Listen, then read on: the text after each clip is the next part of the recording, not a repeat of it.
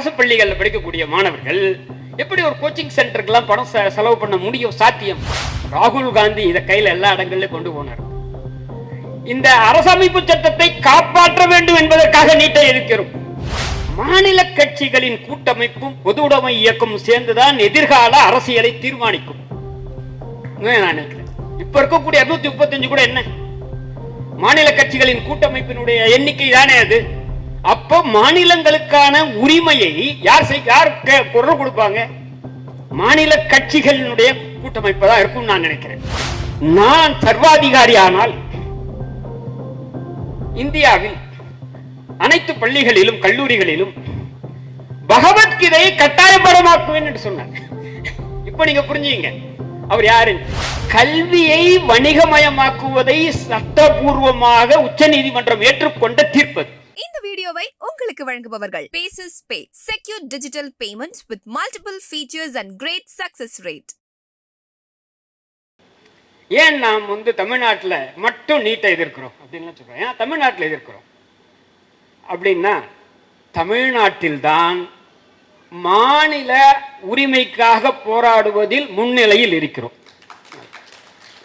கருணாநிதி அவர்கள், மறைந்த கருணாநிதி அவர்கள் ஆட்சி அமைச்ச உடனே தமிழ்நாட்டில் தான் இங்கே மாநில சுயாட்சிக்கான தீர்மானத்தை சட்டசபையில் நிறைவேற்றிருக்க. எனக்கு தெரிஞ்சு வேற எந்த மாநிலமும் நிறைவேற்றிருக்கா என்பது எனக்கு தெரியல. எனவே இது மாநில உரிமை சம்பந்தமானது என்பது முதல் பிரச்சனையாக பார்க்கிறேன். அது எப்படின்றதை நான் விரிவாக சொல்கிறேன். அதை பற்றிய பல செய்திகளை கூறுகளை பிரின்ஸ் கஜேந்திர பாபு அவர்கள் சொன்னார். அதை பற்றி நான் சொல்றேன். ரெண்டாவது நான் சொல்றது சட்டம் சம்பந்தமானது. சமூக நீதியை காப்பதற்காக நாம் நீட்டை எதிர்க்கிறோம். என்ன சமூக நீதியை காக்கிறது? நமது அரசமைப்பு சட்டத்தினுடைய முகப்புரையிலேயே சொல்லி இருக்கு சமூக நீதியை பற்றி. செக்யூர் சோசியல் ஜஸ்டிஸ், பல ஜஸ்டிஸ், சோசியல், எக்கனாமிக், பொலிட்டிக்கல்ல சோசியல் தான் முதல்ல சொல்லியிருக்கு. சோசியல் ஜஸ்டிஸ் என்ன? சோசியல் ஜஸ்டிஸ்னா குறிப்பாக ஏழைகள், குறிப்பாக யாரு ஏழைகள்ல யாரு? பட்டியல் எடுத்தவர், பழங்குடியினர், பிற்படுத்தப்பட்ட மிகவும் பிற்படுத்தப்பட்டவர்கள் தான் இந்த ஏழைகள்ல மிக பெரும்பான்மையா இருப்பாங்க. அவங்களால இந்த நீட்டுக்கான கோச்சிங் சென்டர் அது சொன்னாரு பாருங்க, அத கோச்சிங் சென்டர்ல சேராம நீட்டை கிராக்கே பண்ண முடியாது. பொதுவா ஏதோ 1-2 விளக்குகள் இருக்கலாம் யாரானா. பொதுவா கோச்சிங் சென்டர்ல இப்ப காசியும் நம்ம டாக்டர் காமராஜும் படிச்சாலும் இல்ல ரெக்ஸும் இப்ப படிச்சா கூட அவங்க கோச்சிங் சென்டர்ல போய் தான் வரணும்.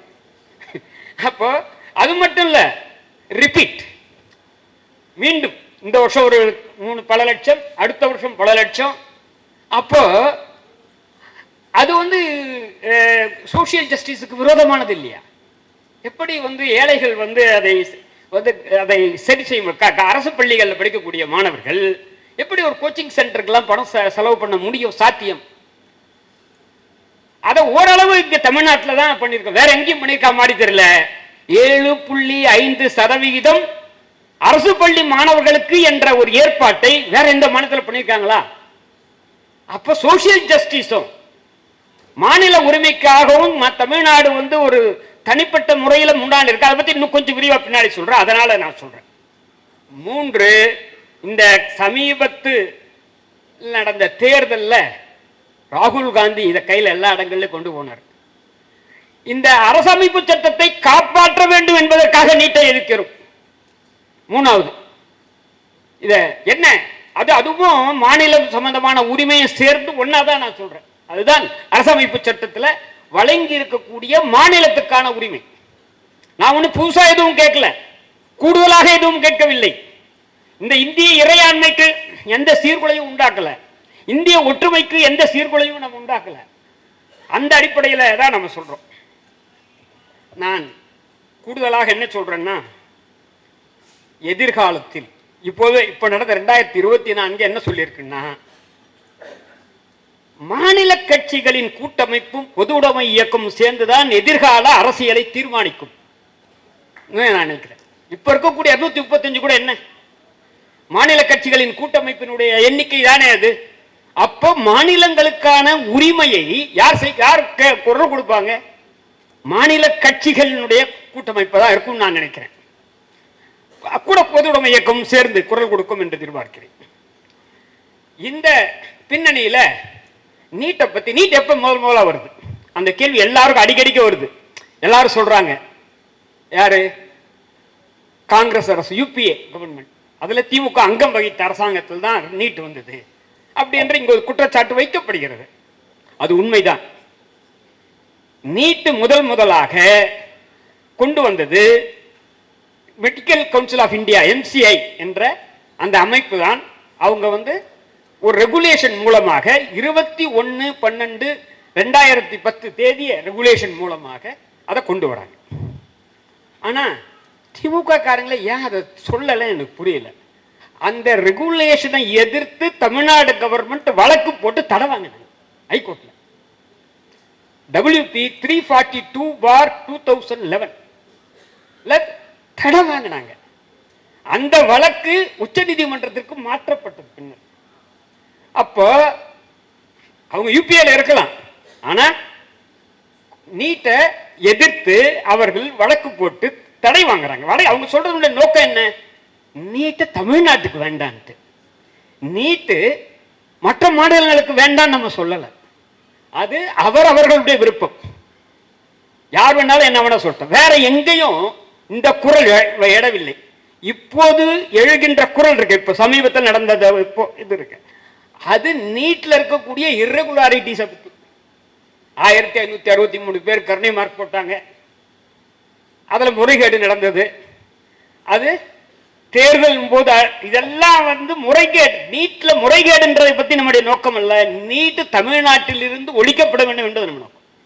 தமிழ்நாட்டை பொறுத்தவரை தமிழ்நாட்டில் கூட எங்க சொல்றோம்னா 2 இடத்துக்கு தான் சொல்றோம். மீதி 2 இடத்துக்கு சொல்லல. எந்த 2 இடம்? ஒன்று கவர்மெண்ட் காலேஜ்.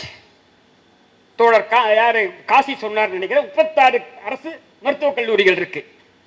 இந்தியாவில் வேற எங்கேயுமே கிடையாது. நம்ம ஜனத்தொகை 8 கோடி. உத்தரப்பிரதேச ஜனத்தொகை என்ன? 20 கோடி. அங்க என்ன, எங்க ஹைகோர்ட் கூட எங்க ஸ்ட்ரென்த் 75, அவங்க ஸ்ட்ரென்த் 160. ஆனால் தமிழ்நாட்டில் தான் பெண் உயர் நீதிமன்ற நீதிபதிகள் இந்தியாவிலேயே அதிகம். 75 தான் அதிகம், 160 இல்ல. அதான் சமூக நீதி. சமூக நீதினா என்ன அப்படின்னு கேட்கிறாங்கல்ல. அப்போ இந்த 21/12/2010 வந்த அந்த ரெகுலேஷன், அந்த ரெகுலேஷன்ல அவங்க national eligibility come entrance test MCI introduce பண்றாங்க. அதை திமுக போட்டு தடை வாங்குது. அந்த நேரத்தில் இதே மாதிரி பல வழக்குகள், 100க்கும் மேற்பட்ட வழக்குகள், 112 என்று ஒரு கணக்கு சொல்றாங்க. 100க்கும் மேற்பட்ட வழக்குகள் இவங்க கொடுத்த இந்த கையேட்டில் 80க்கும் மேற்பட்டன்னு சொல்லியிருக்காங்க. வழக்குகள் எல்லாம் உச்ச நீதிமன்றத்துக்கு பல மாநிலங்கள்ல உயர் நீதிமன்றத்தில் வழக்கு போட்டு தடை வாங்கின தொட்டு உச்ச நீதிமன்றத்திற்கு அந்த வழக்கு போகுது. அந்த வழக்கு இதுக்கு இடையில ஒண்ணு வர 2010 இந்த நீட்டை MCI இன்ட்ரோடியூஸ் பண்ணும்போது திமுக அதுக்கு தடை வாங்கிடுது. அதே மாதிரி பல மாநிலங்களில் தடை வாங்குறாங்க. அதெல்லாம் வாங்கினது பிரைவேட் மெடிக்கல் காலேஜ். இந்த மாதிரி 2 அரசு தான் எனக்கு தெரிஞ்சு நீட்டை எதிர்த்து போராடினார்கள். ஒன்று தமிழ்நாடு, இன்னொன்று ஆந்திரா. 2 மாநிலம் தான் நான் நினைக்கிறேன். எதிர்னா சுட்டி காமிக்கலாம். ஏன்னா நான் படித்த அந்த தீர்ப்பிலே மாநில அரசு என்ற முறையில் இந்த 2 மாநிலங்கள், மற்றவங்கள பிரைவேட் காலேஜஸ். ஒன்னு மைனாரிட்டி பிரைவேட் காலேஜஸ். எது மைனாரிட்டின்றது? ரிலிஜியஸ் ஆர் லிங்குஸ்டிக், மதம் சம்பந்தமான கிறிஸ்டியன் மெடிக்கல் காலேஜ் போன்ற, அல்லது லிங்குஸ்டிக் மைனாரிட்டிஸ், அல்லது unaided self financing medical colleges. Mostly இவங்க தான் இந்த வழக்க போடுறாங்க. இந்த 2010 நீட் வரும்போது தமிழ்நாட்டில் என்னங்க நிலைமை? அதுக்காக தான் நம்ம சொல்றோம். இந்த நீட்டை நம்ம ஏற்கனவே பரிசோதனை பண்ணி பார்த்துட்டோம். இந்தியாவில் வேற யாரும் அந்த பரிசோதனையை பண்ணல. வேற யாரும் பண்ணல. 1984 எம்ஜிஆர் அவர்கள் முதல்வராக இருக்கும்போது இங்க வந்து தமிழ்நாடு ப்ரொஃபஷனல் கோர்சஸ் என்ட்ரன்ஸ் எக்ஸாமினேஷன்றத அவர் இன்ட்ரடியூஸ் பண்றாரு. அவர் வந்து முதல்ல நடைமுறைப்படுத்துறாரு. அதுக்கு முன்னாலாம் மெடிக்கலுக்கெல்லாம் வந்து முன்னைய பெரிய இடத்து பிள்ளைங்க, கலெக்டரோட பிள்ளைங்க, ஜட்ஜோட பிள்ளைங்க, இல்லை வசதியான இடத்து பிள்ளைகள் தான் இன்டர்வியூல மார்க் எப்படி பென்சில்ல மார்க் போடுவாங்க, தேவைப்பட்டு அழிச்சுக்கலாம். அப்படிதான் இருந்தது. அதில் மாற்றம் கொண்டு வந்தார் எம்ஜிஆர். அந்த என்ட்ரன்ஸ் எக்ஸாமினேஷன்ன்றது இருக்கே, நம்ம அதை காமன் என்ட்ரன்ஸ் டெஸ்ட் அது வந்து Tamil Nadu professional courses entrance examination. அதுக்கு 100 மார்க்ல 50 மார்க் என்ட்ரன்ஸ் எக்ஸாம், மீதி 50 மார்க் பிசிக்ஸ், கெமிஸ்ட்ரி, பயாலஜி அப்படின்றதுக்கு. அதாவது வெயிட்டேஜ். எதுக்காக இதை நான் சொல்றேன்னா, பிளஸ் டூல வாங்குற மார்க் கணக்கில் எடுத்துக்கொள்ளப்பட்டது. இப்ப இருக்க நீட்ல நீ ஒண்ணுமே மார்க் வாங்க வேண்டாம், பிளஸ் டூ மார்க் தூக்கி குப்பைக்குள்ள போடலாம் கம்ப்ளீட்டா. நம்ம வச்சிருந்த அந்த என்ட்ரன்ஸ் எக்ஸாம்ல 50% மார்க்ஸ் வந்து entrance exam, 50% marks core subject physics, chemistry, பயாலஜியை எடுத்துப்பாங்க. அப்போ அது 84 இருந்து அது இங்க வரும்போது அதனுடைய விளைவாகத்தான் பொறியியல் கல்லூரியிலும் மருத்துவக் கல்லூரியிலும் அக்ரிகல்ச்சர்லையும் சாதாரண பிள்ளைகள் நூற்றுக்கணக்கில், ஆயிரக்கணக்கில், அதை நான் சொல்றவங்க எல்லாம் பட்டியல் இனத்தவர், பழங்குடியினர், பிற்படுத்தப்பட்டவர்கள்லாம் இப்போ சாதாரண வீட்டு பிள்ளைகள்லாம் போனாங்க. இதுல 4ஆம் வட்டத்தில் என்ன முடிவுக்கு வராங்கன்னா, எம்ஜிஆர் மறைஞ்சு போறார் 87. அடுத்து திமுக கருணாநிதி அவர்களும் ஜெயலலிதாவும் ஆட்சியில் இருக்கும்போது ஜெயலலிதா 2005 சொல்றாங்க, இந்த என்ட்ரன்ஸ் எக்ஸாமினேஷன் வந்து சரியில்லை. இது தமிழ்நாட்டில் 84 இருந்து எம்ஜிஆர் கொண்டு வந்த என்ட்ரன்ஸ் எக்ஸாமினேஷன் சரியில்லை. ஏன் சரியில்லை? அதெல்லாம் இப்ப கோச்சிங் சென்டர் வந்துடுது. இப்ப சொல்றவன் நீட்டுக்கு அந்த கோச்சிங் சென்டர் அப்பவே வந்துடுது. அப்ப அந்த கோச்சிங் சென்டரை சாதாரணமான பிள்ளைகள், ஏழை பிள்ளைகளோ, கிராமப்புறத்து பிள்ளைகளோ கிராமத்துல போய் ஒரு கோச்சிங் சென்டர் ஆரம்பிக்க மாட்டான், அவனுக்கு காசு கிடைக்காது. இந்த இருக்கக்கூடிய நெட் வசதி எல்லாம் அப்ப கிடையாது. அப்போ என்ன சொல்றாங்க, அப்போ ஜெயலலிதாவே இது நான் வந்து இதை அபாலிஷ் பண்றேன், +2 மார்க் அடிப்படையில் தான் இருக்கும்னு சொல்றாங்க. 2006 நம்ம தோத்து போயிடுறாங்க. அப்போ 2006 எனக்கு நினைவு, அனந்தகிருஷ்ணன் தலைமையில் கமிட்டியை போட்டு ஆய்வு செய்து, வைஸ் சான்சலர் அண்ணா யூனிவர்சிட்டி மறைந்தவர், அதன் அடிப்படையில் 2006 வந்து தமிழ்நாட்டில் ஒரு Tamil Nadu admissions in professional educational institutions act 2006, act 3 of 2007 assent வந்து மார்ச் மாதம் 2007 கிடைச்சது. இந்த சட்டம், அந்த சட்டத்துக்கு பிரசிடென்ட் அசன்ட் அப்ப கொடுத்தாங்க 2007. ஏன்? யூபிஏ கவர்மெண்ட் இருக்கு, இல்லாட்டிக்கு இவங்க கொடுப்பானான்றது இப்போ வேண்டிய அந்த சட்டம் போட்டா இங்க கிடைக்காது என்று நான் நினைக்கிறேன். அப்போ இந்த சட்டத்தை எதிர்த்து சென்னை உயர்நீதிமன்றத்தில் வழக்கு போடப்பட்டது. என்ன சொன்னாங்க? இது மெரிட்டுக்கு விரோதமானது, என்ட்ரன்ஸ் டெஸ்ட் இருந்தால் தான் மெரிட். அதை PK மிஸ்ரா, சம்பத்குமார் அமர்வு விசாரித்து அதை ஒத்துக்கல. அப்படிதான் அவசியம் இல்லை, +2 வந்து பொதுவாக நடத்துகிற தேர்வு, அந்த தேர்வை எடுத்துக்கலாம் அப்படின்ட்டு 22/4/2007 அதை அப்போல் பண்ணாங்க. அப்போ இந்த அப்பத்துல இருந்து 2007 இருந்து நம்ம இங்க வந்து மருத்துவம், பொறியியல்ல +2 மார்க் அடிப்படையில் நடந்துகிட்டு இருக்கு. 2010 நீட் வரும்போது அதுக்கு டிஎம்கேவும் நான் ஏற்கனவே சொன்னேன், போய் தடை வாங்கிட்டாங்க உயர் நீதிமன்றத்தில். அதுக்கு அடுத்து எல்லா வழக்குகளும் உச்ச நீதிமன்றத்திற்கு மாற்றப்பட்டு 3 நீதிபதிகளால் விசாரிக்கப்படுது. அந்த 3 நீதிபதிகள் அல்டமஸ் கபீர் சீஃப் ஜஸ்டிஸா இருந்தாரு, 2 அனில் ஆர் தவே, 3 விக்ரமஜத் சென் என்ற அந்த 3 நீதிபதிகள் அமர்வு அதை விசாரிக்கிறாங்க. இந்த நேரத்தில் ஒரு நிமிஷம் நிறுத்திடுறேன். இந்த அனில் ஆர் தவேவை பத்தி என்னுடைய கருத்து, அவர் ஒரு வலதுசாரி சிந்தனையாளர். இப்ப டிவியில் அப்படித்தானே போடுறாங்க, அல்லது சங்கின்னு சொல்லலாமா? என்ன இடதுசாரி என்று சொன்னால் அவரை சங்கி என்று சொல்லலாம்.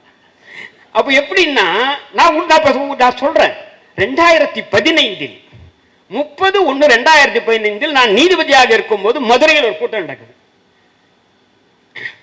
காந்தியை கொன்ற கோட்சேவிற்கு புகழாரம் செய்யலாமான்னு ஒரு கூட்டம் நடக்குது. அப்போ பிஜேபியில் கோட்சேவை அந்த ஆட்சியில் புகழ் பெரிய அவருக்கு உருவச்சிலை வைப்பது இதெல்லாம் நடக்குது.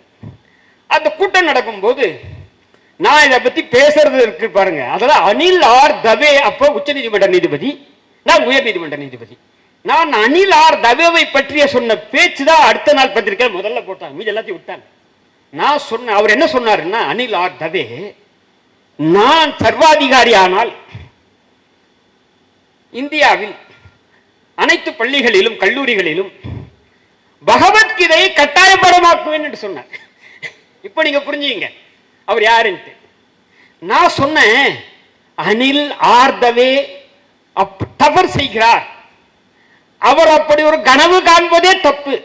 இந்தியா ஒரு ஜனநாயக நாடு, இங்கே சர்வாதிகாரி ஆவன் நினைக்கூடாது.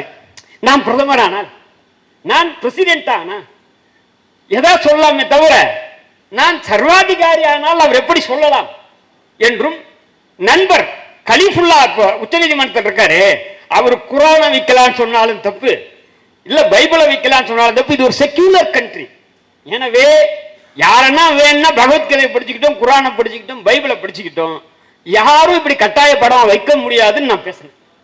ஏன்னா அனில் ஆர் தவேவை பற்றி நீங்கள் புரிந்து கொள்ளலாம், அதற்காகத்தான் இந்த தரவு, வேற ஒண்ணுமே இல்லை. ஆனால் நீதிமன்றத்தில் அவர் ஒரு தீர்ப்பை பற்றி சொல்லும் போது நான் அப்படி சொல்லல, அது வேற. இப்போ அதுல அந்த 3 நீதிபதிகள் அமர்வுல அல்தமஸ் கபீரும் விக்ரமஜித் சென்னும் அந்த நோட்டிபிகேஷனை ரத்து பண்ணாங்க. எது?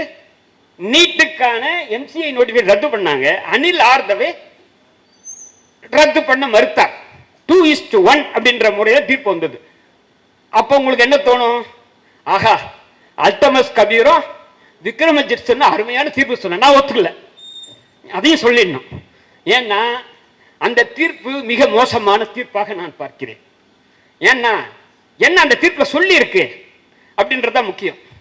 எந்த அடிப்படையில் அவர்கள் அந்த நீட்டோட நோட்டிபிகேஷனை அவங்க ரத்து செய்தாங்கன்னா, அந்த 2 நீதிபதிகள் என்ன சொன்னாங்கன்னா,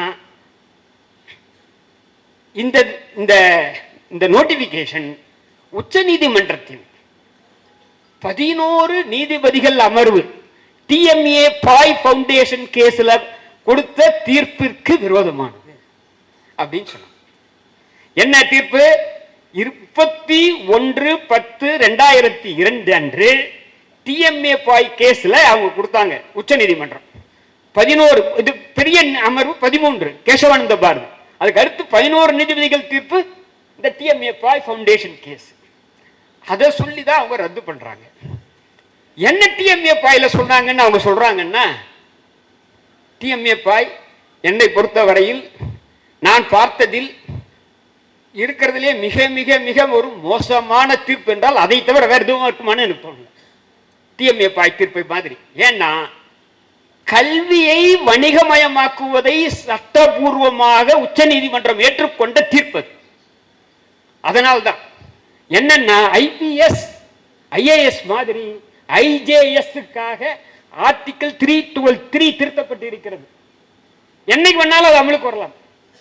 வந்தால் நம்ம டிஸ்ட்ரிக்ட் ஜட்ஜ் அப்பாயிண்ட் பண்றது. அதே மாதிரி 7th ஷெட்யூல்ல லிஸ்ட் 2ல திருத்தம் பண்ணிட்டாங்க. இதுக்கு முன்னாடி சபார்டினேட் கோர்ட்ஸ் இருந்ததை எடுத்துட்டாங்க. அப்போ இனிமேல் டிஸ்ட்ரிக்ட் ஜட்ஜ் அப்பாயின்மெண்ட்டை கூட அவன் போடுவதற்கான வாய்ப்புகள் இருக்கு. அதே மாதிரி இன்னும் எண்ணற்ற அதிகாரங்கள், ஜிஎஸ்டி எண்ணற்ற அதிகாரம். அதனாலதான் நான் சொன்னேன், மாநில கட்சிகளின் கூட்டமைப்பும் பொது உடைமை இயக்கமும் மாநில உரிமைக்காக அரசமைப்பு சட்டம் கொடுத்துள்ளக்கூடிய உரிமைகளுக்காக போராடக்கூடியதுதான் நீட் எதிர்ப்பு கருத்தங்கத்தினுடைய மைய கருத்து என்று கூறி விடைபெறுகிறேன். நன்றி, வணக்கம். இந்த வீடியோ உங்களுக்கு பிடிச்சிருந்தா லைக் பண்ணுங்க, ஷேர் பண்ணுங்க, கமெண்ட் பண்ணுங்க. மறக்காம OH தமிழ் சேனலுக்கு சப்ஸ்கிரைப் பண்ணுங்க.